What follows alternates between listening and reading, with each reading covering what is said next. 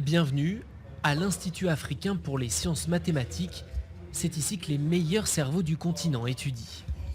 Donald et Islam font partie de la 4e promotion d'étudiants.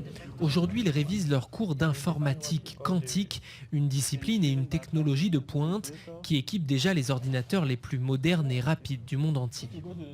Ils essayent de nous donner les bases pour pouvoir voir si on peut se lancer dans les recherches, dans ces choses-là. Parce que ce sont des choses qui vraiment peuvent faire évoluer le monde. Au tableau, le professeur Ernest Fokwe est camerounais.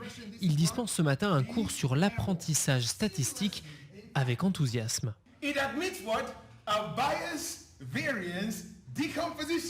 Il enseigne aux États-Unis depuis plus de 20 ans, mais transmettre sa science aux jeunes du continent est pour lui une priorité.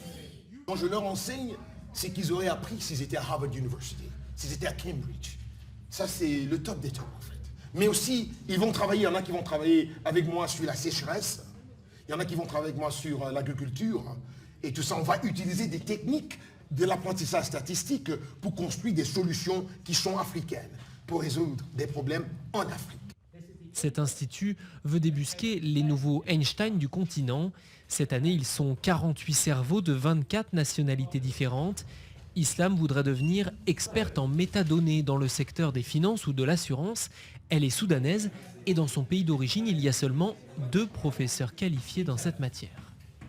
Dans mon pays, les gens me demandent avec curiosité ce que j'étudie. Ils ne savent pas si ce sont des sciences ou si c'est quelque chose de complètement différent.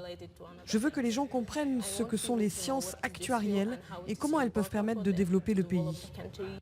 L'Institut pour les sciences et les mathématiques a déjà formé plus de 1500 élèves sur le continent. Le Rwanda prend en charge une partie du coût des études et l'école le reste. La gratuité est donc garantie pour tous les élèves.